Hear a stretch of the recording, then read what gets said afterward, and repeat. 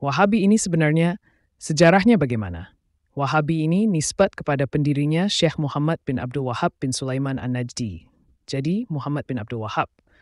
Mengapa nisbat kepada ayahnya Abdul Wahab? Ya karena paling mudah dikenal. Kalau didisbatkan kepada namanya sendiri, ini umat Islam memang menyucikan nama Nabi kita menjadi nisbat kelompok tertentu. Jadi nisbat kepada ayahnya, Muhammad bin Abdul Wahab. Siapa yang menyebut mereka Wahabi?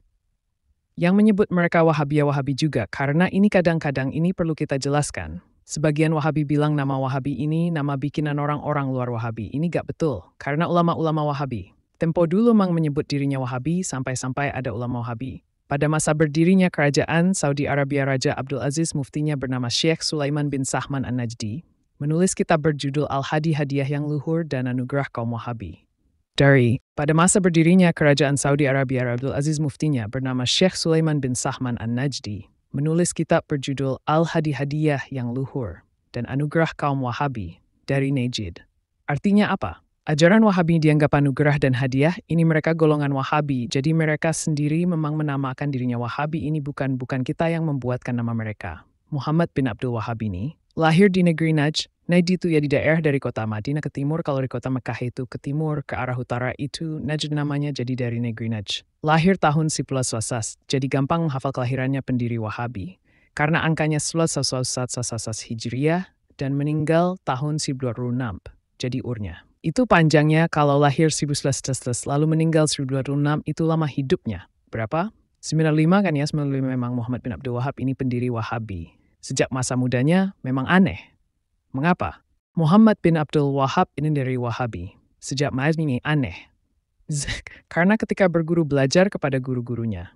Di antara gurunya ada Al-Imam Muhammad bin Sulaiman Al-Qurdi Al-Badani di Madinah. Imam Al-Qurdi ini ulama mazhab Syafi'i. Gurunya ini punya firasat ini anak-anak ini nanti bahaya ini Muhammad bin Abdul Wahab. Bukan cuma gurunya, ayahnya sendiri juga begitu.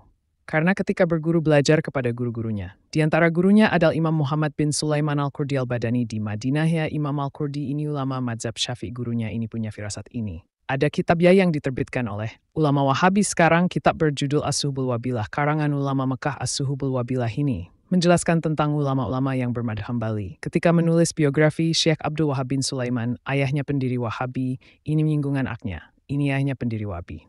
Ayahnya pendiri Wahabi, ini menyinggung anaknya. Ini ayahnya pendiri Wahabi yang berbahaya. Ayahnya ini memang mengingatkan sama masyarakat pada waktu itu, mengingatkan hati-hati dengan anak saya Muhammad ini bahaya, akan membawa kerusakan Wahabi ini ya. Tempat kelahirannya di negeri Najd ini di dalam hadis riwayat Imam Bukhari dari Abdullah bin Umar radhiyallahu anhumah. Najd ini memang sudah dinubuatkan, itu artinya dikabarkannya, tapi kalau yang menyampaikan Rasulullah sallallahu alaihi wasallam bukan ramalan, memang al-ikbar. Bil gaib, mengabarkan perkara gaib yang akan terjadi nanti. Dan memang Rasulullah sallallahu alaihi wasallam telah memberikan petunjuk dan peringatan mengenai hal ini.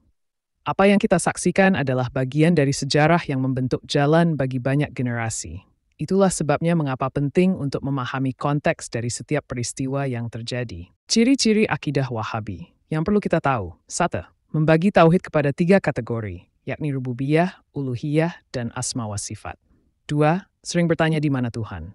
Meyakini Tuhan punya tangan, anggota badan. 4. Meyakini Tuhan punya muka, wajah asli. 5. Meyakini Tuhan punya jari jemari. Meyakini Tuhan punya betis, meyakini Tuhan punya lambung rusuk. 3, 4, 5, 6, 7 dinamakan faham tajsim, menganggap Allah memiliki anggota tubuh dan sifat seperti manusia. Meyakini kini Tuhan punya arah tempat dan berada, bersemayam di atas arasi. 9. Meyakini Tuhan turun dari arasi ke langit di malam hari. 10. Mendakwa dirinya bermanhaj salaf dalam akidah, tapi sangat bertentangan dengan akidah ulama salaful ummah. 11. Memahami nas mutasyabihat menurut terjemahan bebas, tanpa merujuk ke kitab ulama. 15. Imam Abu Hasan al-Asy'ari dan Abu Mansur al-Maturidi, 2 Imam Aswad. 11. Memahami nas mutasyabihat menurut terjemahan bebas, tanpa merujuk ke kitab ulama. 17. Mengkafirkan pengikut Imam Abu Hasan al-Asy'ari dan Abu Mansur al-Maturidi, 2 Imam Aswaja. 11. Mengkafirkan sufi dan menganggap tasawuf bukan ajaran Islam. Sangat anti dengan sifat 20 pada Allah Ta'ala. 19. Menuduh Imam Abu Hasan Asy'ari telah bertobat dari akidah Asy'ariyah, akidah yang diyakini oleh kebanyakan umat dan para ulama terdahulu. 11. Menolak takwil dalam bab mutasyabihat. 11. Menuduh ayah dan ibu Rasulullah kafir dan tidak akan selamat dari neraka. 19. Menuduh syirik tawasul, tabaruk, dan istighosah dengan para anbiya, aulia, dan syalihin. 11. Sering mengajak kembali ke Al-Quran dan Sunnah dengan meninggalkan ilmu yang telah diwariskan oleh ulama. 20. Sangat anti dengan pendapat imam mazhab dan pengikut mazhab. 21. Mudah membidah sesatkan amalan yang tidak syarih dan syahih menurut mereka. 21. Mudah membidah sesatkan amalan yang tidak syarih dan syahih menurut mereka. 22. Menuduh maulid itu tasyabuh dan sesat. 23. Menuduh tahlilan, yasinan itu tasyabuh dan sesat. 24. Menyamakan orang baca Al-Quran di kuburan dengan penyembah kubur. 25. Menamakan diri dengan Salafi dan tidak mengakui nama Wahabi sehingga seolah-olah Wahabi itu hanya fiktif. Di Indonesia sendiri, kelompok Wahabi ini juga sering membikin ulah. Mereka tak segan-segan membid'ahkan amalan orang lain, menuduh sesat bahkan sampai ada yang mengkafirkan sesama umat Islam lain yang berbeda paham dengan mereka.